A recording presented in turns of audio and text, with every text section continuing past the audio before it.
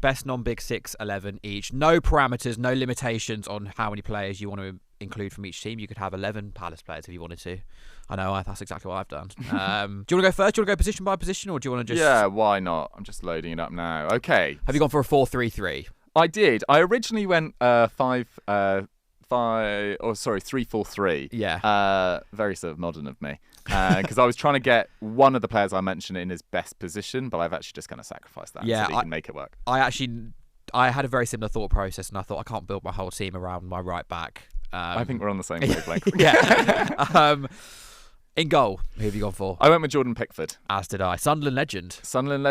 And yeah, I love Jordan Pickford. He's kind of been, again, someone that it was easy to kind of take the mickey out of on social media for a number of years. Like, we get so angry with his defenders every time he conceded a goal, and is obviously quite a sort of extroverted character and a little bit of a... Oddball sounds harsh, but he goes to raves at the weekend, and he's a bit of a throwback in many ways, and there'd be hilarious clips of him just absolutely smashing it up at raves. But I mean, I think it's taken a while for Premier League fans throughout the league to kind of accept him. He's obviously been unbelievable for England for so long. But in terms of consistency, I think only David Raya has kept more clean sheets over the last 3 years. There was a 3-year patch where, come sort of March, April time, Pickford would be unbelievable, Richarlison would be unbelievable, and Everton would stay up. And it was like the Sunderland model as well, just about scraping up. And Pickford deserves huge respect for that. And now he's playing in a better side as well. I hope he gets the credit he deserves. When he came through at Sunderland, did you think he'd be as good as he has been? We've had quite a lot of difficulty in that time around goalkeepers. Like, I remember we signed Craig Gordon for a British record fee at the time, which I think was £10 million from Hearts. And he had quite a difficult time at Sunderland. And then after Pickford left, it was like Vito Mannone and Westwood and just quite average goalkeepers, and that Pantilimon, that giant from City. Yeah. So yeah, I missed him heavily. Did I think he'd be an England sort of star? I think it is fair to call him a star over the last 100%. decade. He's probably England. Well, for England, maybe our best ever goalie in terms of performances for England for sure. in big tournaments. I was looking at his penalty record the other day. I think he's saved 4 penalties in shootouts for England, and no other goalkeeper had ever saved more than 2. So massive respect to him for that. Did I think he'd become this level? Probably not, but he did look just he's so combative that he already looks so confident. I think that's quite key with a goalkeeper. Sometimes you see them and you just don't think they really believe they're at that level just yet. I sometimes felt like a bit with James Trafford in his first year in the Premier League with Burnley. Yeah. Just looked a little bit low on confidence, and I do get it because he was making mistakes and he was playing for a side that were trying to overplay their abilities. But Pickford just felt like he felt like he looked like he believed that he belonged there. Yeah. And yeah, fair play, and we got a good fee from him, and he's worked out really well at Everton. I'm almost surprised, and Everton fans might get really cross with me, I'm almost surprised that he's still there. I think he would have done a good job at Chelsea over the last couple of years at some stage. But fair play to him. He's been incredibly loyal. He's even though I don't think this is a fair reflection on his ability, he doesn't feel like a very stylish goalkeeper still, even though he is... I think the commentator in the Everton Palace game, at least the one that on the stream that I was watching in Greece, said that he thought Pickford was Everton's best passer of a ball. Wow. Which I'm not sure I agree with, but I do think he doesn't get as much praise for his on-ball ability as he should. I think it's got better for sure. I think his long-range passing was always pretty good, but he does seem to be able to pick passes through gaps in midfield a lot better than he used to be able to. And it's actually been pretty vital for England because although Nick Pope might have been a more consistent shot stopper at some stages during their time in the Premier League, Pope is just not nearly as good with his feet. Not at the level. Right back. He's playing a little bit out of position, but I think Daniel Munoz can do it. Yeah, he can do it. He definitely can do it. I mean, wow. He's been just an absolute revelation for Palace. When you think about the fullback or the right backs we had before him, we had a period of time where we had the same 3 right backs for 15 years. I've seen you make a TikTok about this. This is good. We had Nathaniel Clyne, came through the academy, and he was brilliant, obviously, when he first broke through, absolutely brilliant. Then we signed Joel Ward to replace Clyne. Then Wan-Bissaka came in, replaced Ward. We sold Wan-Bissaka, Joel Ward came back into the team, and then we re-signed Nathaniel Clyne to replace Joel Ward. So we had a little apex of right backs. Mm-hmm. And then Munoz came in, and I was like, oh my God, our right back can actually attack. Yeah. And he can attack very well. He's do you think that he would work at a bigger team? Do you think, because I feel like at the moment he's one of the most spoken about defenders in the Premier League because of his output, and his defensive work is really good as well. But Does he fall into, do you think, a similar bracket to Pickford of like, would he ever make the move higher up? I think a lot of the time at bigger sides, you're obviously playing a lot against a settled sort of defence, and a lot of teams now look for fullbacks to invert. So there's very few that are playing with a sort of 5 at the back system. Would he be an upgrade on Man United's right wing back options? I think absolutely. But Man United seemed to, up until this summer at least, had so much reluctance to sign players from smaller Premier League clubs for years, and I think they missed out on so many good market opportunities. Obviously, Mbeumo and Cunha kind of break that. But you tell me, do you think he'd be comfortable having sort of 50, 60 passes a game, inverting? I don't think so. I think that he is perfect for our system, because the way we play is like get the ball forward as quickly as possible, exploit space, and all of the good things that Munoz has done for Palace has come from him running in behind, like sprinting and overlapping, previously with Elise, now with Sarr. I think when we play low blocks, he's just not as effective, because he needs space to get into it. And one thing he's very good at, to be fair, is like getting in the box, and he's added goals to his game. He scored like a last-minute equaliser against Newcastle last season, which was his first goal for Palace, where he crossed it in and he like headed it in at the back post, like in open play. And he's added that to his game. So I think maybe in that instance he can add like a goal threat. Obviously scored against Dinamo Kiev in the Conference League in a very similar way, actually. But he's not like a Trent. He's not that type of player. He would have worked really well maybe in like an early Liverpool Klopp team. Yeah. Like a breakneck. He needs to play in a high intensity team, otherwise I just don't think you get the best. Well, that's the thing. You look around, like you're in Timber, Reece James, Szoboszlai now playing there for Liverpool. They're not really that style. So I don't know whether a top team would look for someone with this skill set. But you're so right. I feel like so much of your build up going down the left hand side and then a cross to the back post is perfect for Munoz. First centre back. I think it's slightly biased, but I've gone for it. I'm putting Nordi Mukiele in there. Wow. Straight away. I think it's a big claim, but on the basis of how he started and his last few years as well, this is another player that I just couldn't believe we managed to sign as well, and especially for the fee. It was around £13 million. It just felt like an absolute bargain. This is a guy who has spent time at PSG, spent time at RB Leipzig.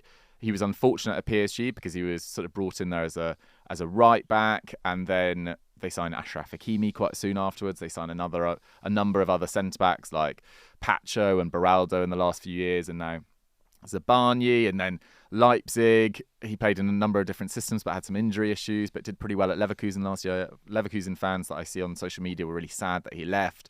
And his impact so far at Sunderland, like so combative, reads the game exceptionally well, great in the air, can pass as well. I feel like he's kind of got a bit of everything, and I think it will take a few more months for the Premier League to kind of wake up to Mukiele and Alderete, because they do look incredibly solid so far. I thought that when they came to Selhurst Park. I will reserve, because my right centre back is Gahey, so I will reserve judgment on you potentially leaving him out, because he can play left centre back as well. Obviously, he does for Palace. Who is your other centre back? I feel like I might have made a mistake, not including Gahey. I also thought about Van Hecker from Brighton, who I do really rate as well. I thought about him too. I've actually gone quite niche. I went with Calvin Bassey as the left-sided centre-back. Mukiele and Calvin Bassey. I think Bassey is... Maybe I just love watching him. I think he's so fun, Calvin Bassey. Yeah, he is fun. Would he necessarily be the most disciplined? No, I think that's probably more Joachim Andersen in Marco Silva's side. But I don't think there are that many centre-backs that can get me as excited as Calvin Bassey when he goes on those charges that he does, pulling out roulettes, etc. And I actually think he's been like at a really high level for the last 18 months or so now. So I went with Calvin Bassey. So no Mark Gahey in your team? Probably a mistake. He's on the bench. He's captain of the bench. He's captain. He's the club captain, but not playing. For me, Gahey's a shoe-in centre-back. He's just gone to a different level this season, which I didn't think was even possible, but he's just been... How far clear is he of Lacroix? Pretty clear. Really? I think Lacroix has all the attributes to be at a big team. Like the thing I doubted about Gahey for a while, which I think teams are willing to look past now, is I worried that he wasn't like tall enough or strong enough or fast enough. He is fast, but not like rapid. Whereas Lacroix is like a physical beast, and I think that would translate really well to a big team. But Gahey's intelligence is just on a different level. Like his decision making he just doesn't ever make the wrong decision. It's insane how clever he is. for such a young player. He's still only like 24. The way he speaks as well in press conferences. I saw a Sky reporter yesterday being like, "Do you want your future sorted out before the World Cup?" And he goes, "It just doesn't matter, really." Yeah. No, He's so. I just want to do well for Palace, and he was almost like surprised by the kind of questioning. I think he's so intelligent. Yeah, he's very mature, captain, leader, legend. And I've gone for Murillo as the other one, okay, who I know is. It feels weird putting a Forest defender in there, given how badly they've started. But I really like Murillo. He's kind of a similar. He's a Bassy vibe. Exactly. Yeah, the baggy shorts. Yeah. Marauding runs. I just think like he will go to a big team at some point, and I couldn't have too many Palace players in. Could have gone Lacroix. Shout out Chris Richards, who I do want to give credit to. Very, very underrated player. Left back. Anthony Robinson. I think he's exceptional. I think that Liverpool probably would have signed him in the summer over Kirkes if he was a couple of years younger. Yeah. I think he's 28 or 29. He's also just come off the big knee surgery, isn't he? So but I think the year before last, he was right up there in the Premier League for like defensive numbers and really helped out in a side that had just lost Jared Palhinha. And then last year just added so much sort of final third threat. I think he's a brilliant passer. I think he can invert. I think he could play in a back five. I think he's a brilliant player. And I'm so pleased for him because this is a guy that was supposed to go to Milan a few years ago. And then there was a heart defect, I think they found, or there was some failed move when he was at Wigan. And that would have just obviously taken his profile to a completely new level. But I think he's doing fantastically well at Fulham. Agreed. I probably should have included him, really. Now you've sold him to me. I've actually put Livramento left back because I really wanted to have Livramento in the team, but I couldn't not have Munoz. I think Livramento is just brilliant. He's brilliant. Do you think Livramento should start for England at the World Cup? I always like a left footer. Yeah, it feels a bit backwards considering we had Trippier there in the Euros. And did he play the previous World Cup? No, Luke Shaw. The good thing about Livramento is I want Anthony Gordon to start on the left wing, and I do like those sort of pre-arranged relationships, at least from club level. Lewis Hall would probably be the absolute dream. But he's had so many injury issues recently. And it looked like Miles Lewis-Skelly was potentially going to start or be in the conversation for starting as well, but he can't get in Arsenal's team at the moment with Calafiori playing pretty well. Who do you think will start then? Jed Spence? Jed Spence, it's not a funny suggestion. No, I like Jed Spence a lot. I think he's really, really good. And I really like his turnaround in his career. I think he's the only current left back in the squad. So if he plays well in this international break, and Tuchel seems pretty reluctant to mix it up too much, especially given the fact that the way the players are talking about their last camp and that Serbia win was like the most exciting game by far under Tuchel, and actually looked like one of the most complete England performances I've seen in quite a while. Yeah, we really needed that as well. I think for sure. Like, the noise was getting a bit loud. Yeah, it was.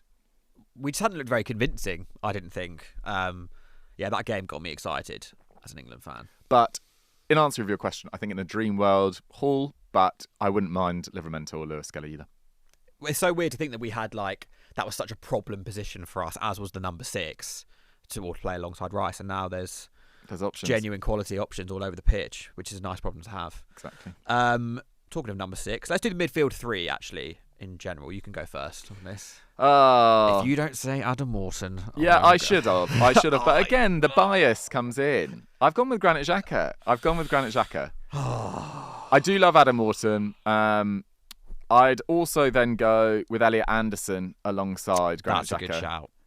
Who I think, if it's a Form 11 right now, I think Adam Wharton and Elliot Anderson should be in. But I found it really difficult to leave out Bruno Guimaraes, who I think has been so consistent for so long. So I went Xhaka, Elliot Anderson, and Bruno Guimaraes. There is a strong debate that Adam Wharton could play in instead of Xhaka or Elliot Anderson, but I did want Bruno Guimaraes in there, who has just been phenomenal for so long.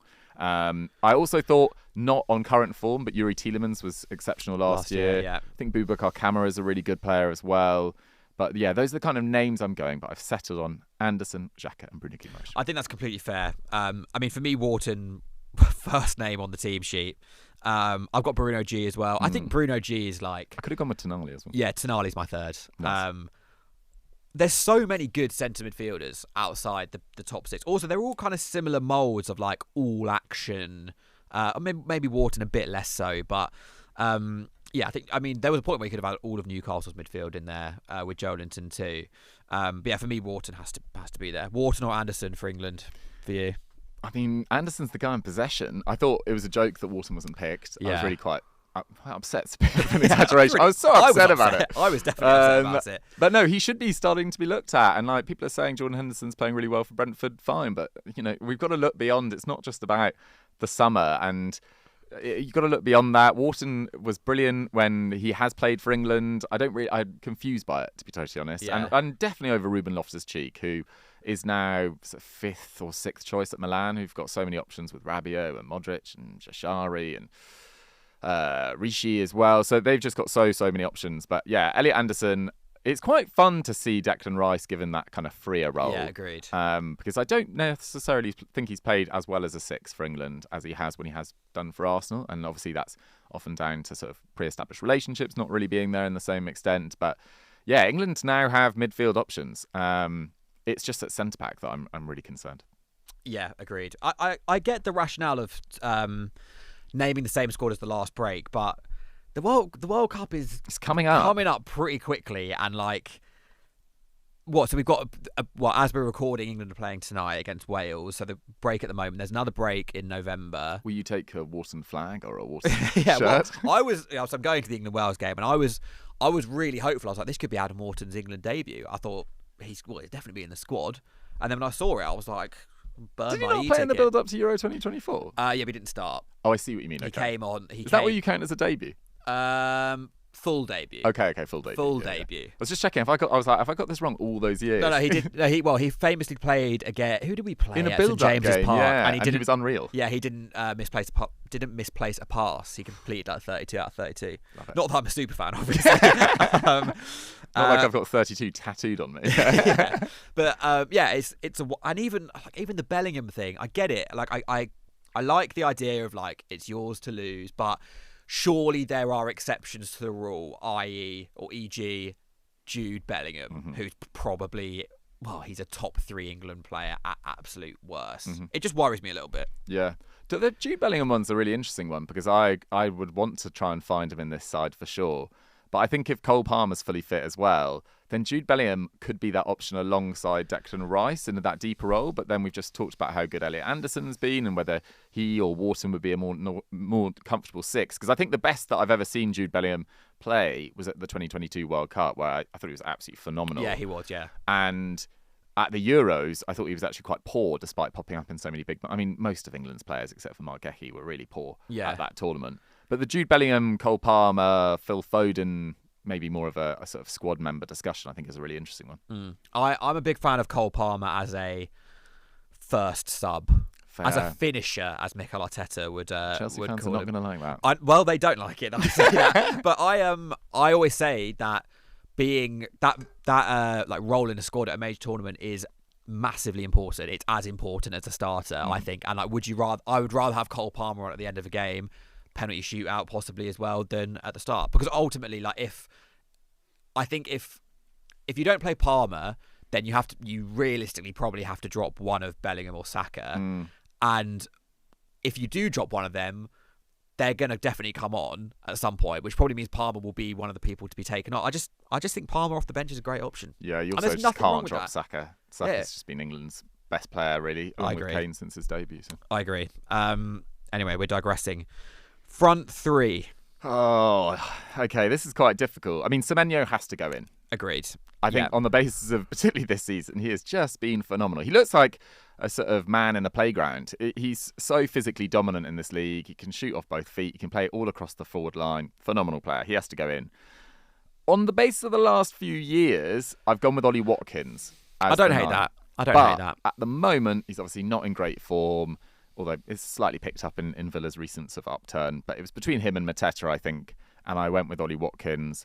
Particularly the year before, I felt a bit sorry for Ollie Watkins because he almost had, I think, the perfect season in 23-24. I think only Cole Palmer got more goals and assists in the Premier League. He then goes to the Euros, and of course he's understudy to Harry Kane, like England's best ever player, England's best ever player is maybe a stretch, best ever goal scorer. Yeah. And comes on in that Netherlands game, has that amazing moment. Then last year, is kind of being constantly replaced by, or is not necessarily the main man, the Jean Duran, and then they sign Rashford and Asensio, and it seemed like it kind of upset his rhythm. And like this season, it looks like his nose has been slightly put out of joint.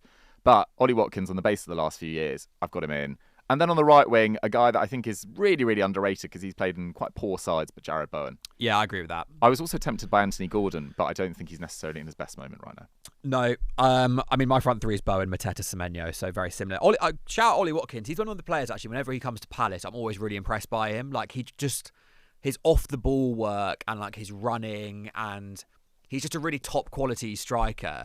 And, yeah, I think if you go to watch him in person, you will rate him a lot higher. Mm-hmm. But I have to have Mateta in there, obviously. France international now, which is crazy. Semenyo is, I mean, on this season, he's the best player in this team, I think. What do you think Semenyo's ceiling is as a player? I mean, he's just signed that new contract. I mean, has he, like, Zaha or Harry Kaned himself with that? I mean, I hope not, for his sake. I know. I mean, Bournemouth, like, I always find it slightly annoying, and I'm sure you find this as a fan of a smaller club as well, when everyone's just talking about where they should go. It's been ridiculous. It's constant for you guys. Gahey and Wharton at the moment, all anyone talks about. Yeah. What is Semenyo's ceiling? I think he could kind of play for on current form, kind of any side in the world, really. I think he'd be a squad player at some of the bigger Champions League clubs, but do I think last year, Kingsley Coman and Serge Gnabry at Bayern Munich, could Antoine Semenyo make an impact there? Absolutely.